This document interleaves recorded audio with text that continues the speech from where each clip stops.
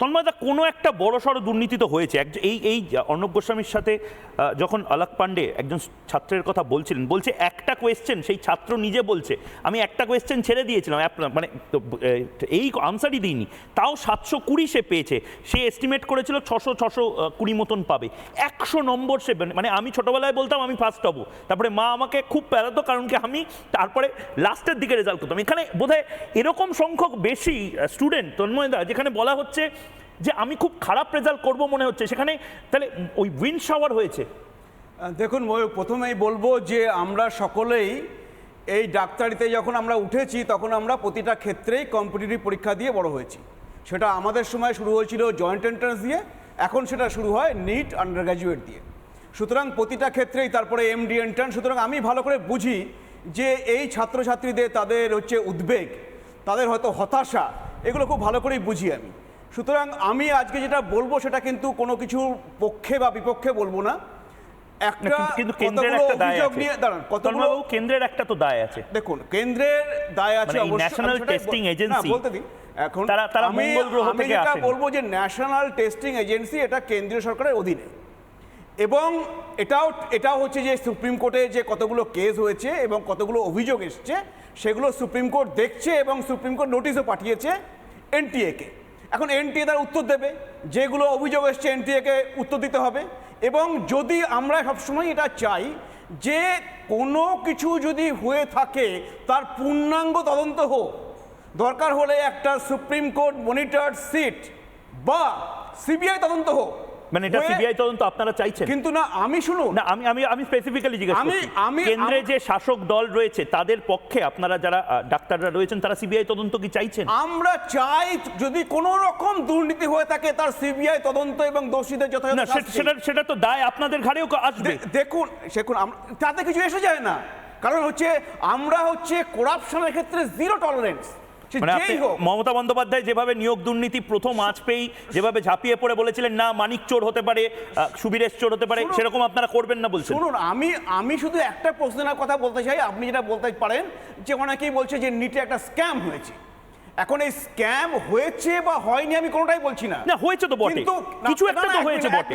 বলতে দিন, স্ক্যামটা অনেক সময় বলা হয় যে টাকা পয়সা মানি লেনদেন হয়েছে কিনা, সেইটা আমরা এখনো দেখিনি। কারোর বান্ধবী ঘাটের তলা থেকে 50 কোটি বেরিয়েছে বা কারোর অনেক জমি কিনেছে, কিছু একটা স্ক্যাম না। এটা এখনো তন্ময়দা, এটা একেবারে প্রিলিমিনারি স্টেজে। আমরা জানি না পাহাড় বের হবে না, আমরা জানি কুয়োর মধ্যে থাকবে। লিগ্যাল পয়েন্ট থেকে বলবো, আমি আপনার কথা বলবো না, আমি লিগ্যাল পয়েন্ট থেকে বলছি তার কোনো এভিডেন্স সামনে আসেনি, তদন্ত সাপেক্ষ, তদন্ত হোক।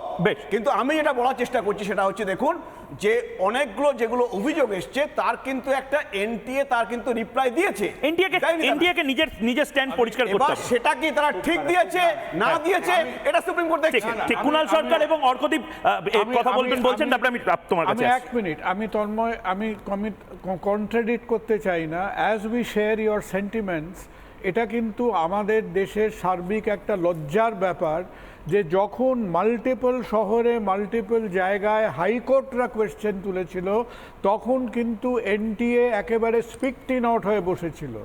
তো যে কোনো ব্যাপারে যতক্ষণ না সুপ্রিম কোর্ট একটা পিআইএল অ্যাডমিট করছে ততক্ষণ আমরা নড়ে চড়ে বসবো না। আমরা এটা কোন বিবেক বুদ্ধি সম্পন্ন কোন দেশে কোন সমাজে আমরা এলাম? ভুল হচ্ছে, শুনে নিন, আপনি পুরো খবরটা রাখেন না। পাটনাতে এফআইআর হয়েছে, সেখানে বলা হয়েছে প্রশ্ন লিক হয়েছে, তার কেস কিন্তু এই রেজাল্ট বেরোনোর আগে হয়েছে। তাতে অভিযোগ হচ্ছে প্রশ্ন লিক হয়েছে, তার বিরুদ্ধে পাটনাতে হচ্ছে পুলিশ স্টেশনে এফআইআর হয়েছে। সেই পাটনার পুলিশ এনটিএর কাছে জানতে চেয়েছে, ডকুমেন্টস চেয়েছে যে এই ব্যাপার তোমাদের বিরুদ্ধে অভিযোগ হয়েছে, তোমরা ডকুমেন্টস পাঠাও কিছু। তা সেই যে ডকুমেন্টস পাঠিয়েছে সেটা এনটিএ পাঠিয়েছে। আর আপনি যেটা বললেন যে হাইকোর্টে হলে এনটিএ দায়বদ্ধ নয় বা এনটিএ উত্তর দেয়নি, এটা হতে পারে না। কারণ যে কোনো হাইকোর্টে কেস হলে এনটিএ কে পাঠালে এনটিএ উত্তর দিতে বাধ্য, এর জন্য সুপ্রিম কোর্টে যেতে হয় না। সুতরাং এটা হচ্ছে লিগ্যাল প্রসিডিউরটা বলছি আপনাকে লিগ্যাল প্রসিডিউরটা বলছি। এখানে সুপ্রিম কোর্টে যেতে হয়েছে, সুপ্রিম কোর্টে যেতে পারে কেউ? সুপ্রিম কোর্টে যেটা হয়েছে অলোক পান্ডে, আপনি লিগালটা বুঝার চেষ্টা করুন, আমি অলোক পান্ডে। অল্প ল জানি। আলাপ পান্ডে এখনো এবার ওঠেনি, সুপ্রিম কেস কোর্টে ওঠেনি যেটা এখনো। হয়েছে অলোক পান্ডে যেটা করেছেন সেটা পিআইএল করেছেন সেটা উনি ওঠেনি এখনো। না সেটা একটা রিট পিটিশনও অনেকগুলো হয়েছে তো বললাম, আমি রেজাল্ট বেরোনোর আগে কেস হয়েছে, প্রথমে বলা হয়েছে লিক হয়েছে, ঠিক। সেটাই বলছি তো। না, না, এবার যে- অলোক পান্ডে যেটা করেছে সেটা পিআইএল করেছে, তার কাছে কতজন 60 জন বা 70 জন ক্যান্ডিডেটের গ্রিভেন্স নিয়ে তিনি গিয়েছেন যে এতজন আছে। আর এই যে যারা অনেকে প্রশ্ন আচ্ছা, করছেন আমি যে একদম- আমারটা কি করতে হবে? আমি একটা কথা বলতে চাই ময়ূরদা, খুব গুরুত্বপূর্ণ, সেটা হচ্ছে এইখানে না এগুলো নিয়ে ঝামেলা আমরা সবাই করছি, কিন্তু বোঝো নিট হচ্ছে ভারতবর্ষের সব থেকে বড় পরীক্ষা, 24 লাখ ছেলে মেয়ে বসেছে। তার মানে এই পরীক্ষাটা কেন এতজন দিচ্ছে জানো? কারণ এখানে লোকে বিশ্বাস করে যে এখানে শুধু রাজার ছেলে রাজা হয় না, এখানে যার বাবা চায়ের দোকানে বসে, যার বাবা ভ্যান চালক, সেও ডাক্তার হতে পারে, এই বিশ্বাসে সেই পরীক্ষা দেয়। অবশ্যই। আজকে যখন এত বড় প্রশ্ন উঠেছে এবং এনটিএ কিন্তু সব চুপ ছিল, সবই যখন বিক্ষোভ উঠেছে এবং এনটিএ ফটাফট রিপ্লাই দিচ্ছে এবং রিপ্লাইগুলো সেম, যে আমাদের ইন্টিগ্রিটি Arrogance ছিল একটা। ট্রান্সপারেন্ট, এই দুটোই ওরা বারবার বলছে, ইন্টিগ্রিটি মেনটেন, ট্রান্সপারেন্ট। কিন্তু আমার বক্তব্য হচ্ছে ময়ূকদা, যেটা আমার মেন চিন্তা, এত বড় একটা পরীক্ষা যেটার উপর এত ছেলে মেয়ে ভরসা করে, একবার যদি ভরসা উঠে যায় তাহলে ভারতবর্ষের শিক্ষা ব্যবস্থা থেকে মানুষের না, ভরসা তুমি- উঠে যাবে আমি- এবং না, না, ছেলে মেয়ে- ময়ূক আবার বলে আমি দিই আমি। 10 সেকেন্ড একটা কথা অর্কদীপ বলছি। যেটা বলছে সেটা ঠিক বলছে, এবং আমি সেই জন্যই বললাম যে মানে একটা fair তদন্তকারী সংস্থা যেটা হোক। এনটিএ কি বললো তাতে এসে গেল না। CBI তদন্ত। হ্যাঁ, সিবিআই হোক বা সুপ্রিম কোর্ট মনিটর বা SIT ফর্ম হোক, কিন্তু হোক, সামনে আসুক। বা সুপ্রিম কোর্ট মনিটর সিবিআই হোক। বেশ, রোহিত প্রসাদ বলে একজন রয়েছেন, তিনি নিট ইউজি এইমু দিয়েছিলেন। রোহিত, গোটা বাংলা তোমাকে শুনছে, বলো।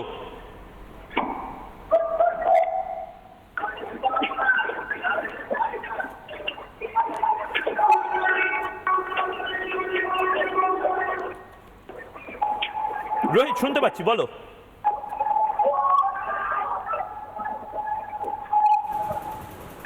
হ্যাঁ স্যার,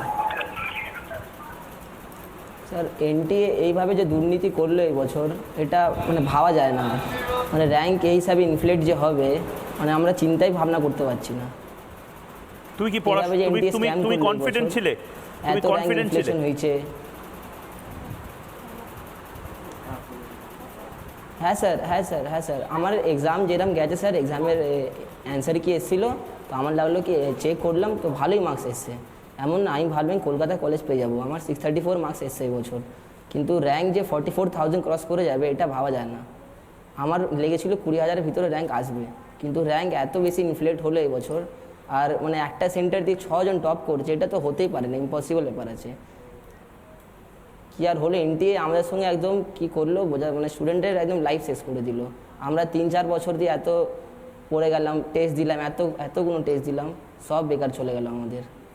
আর যদি রিনিট যদি হয়, তো রিনিট যদি হয় তাহলে তো যারা ভালো মার্কস এসছে তাদের তো স্যার ওরা তো মানে ডিজার্ভিং কলেজ এমনি এখন পাচ্ছে না। আর রিনিট হলেও গ্যারেন্টি নেই কি কিরকম পড়াশোনা ফের দিয়ে স্টার্ট করতে পারবো আমরা।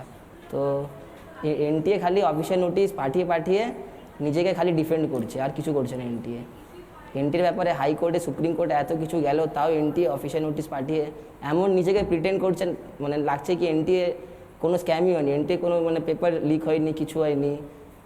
কি বলবো আর বেশ বেশ স্টুডেন্টরা মানে এত এখন স্টুডেন্ট সুসাইড কমিট করছে, কতজন মানে ভাবছে কিছু, মানে আর অনেকজন স্টুডেন্ট ভাবছে কি সুসাইড করব।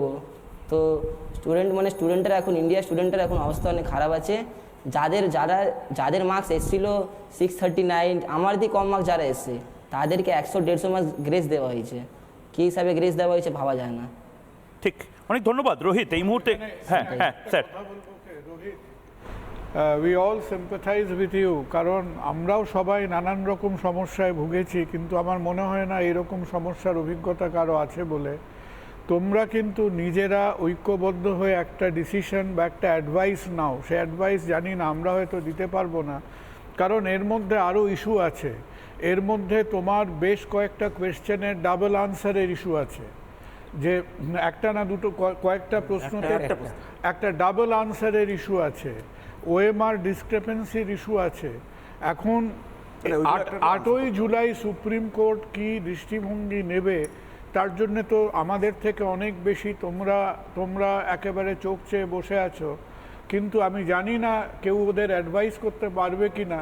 যে ওদের ইন্ডিভিজুয়ালি কমপ্লেন করার দরকার আছে কিনা, দিস ইজ অ্যান এই পয়েন্ট, এটা কিন্তু যদি কেউ ওদের অ্যাডভাইস, এটা আলাক পান্ডেও মানে ফিজিক্স ওয়ালার আলাক পান্ডেও করছে। তন্ময়দা সেটা আপনার কাছে আসবো, যদি তন্ময় জানেন ও যদি একদম তন্ময়দা আপনার কাছে আসছে। কিন্তু এই মুহূর্তে গোটা বাংলা থেকে বহু কল এই মুহূর্তে জবাব চাই বাংলার পিসিআর এ ঢুকছে। আক্তার হোসেন বলে একজন মালদা থেকে কল করছেন। আক্তার সাহেব, ময়ূক বলছি, বলুন আপনার বাড়িতে কেউ কি এই পরীক্ষাটা দিয়েছিলেন? আপনার বক্তব্যটা বলুন সংক্ষেপে। আক্তার সাহেব বলুন।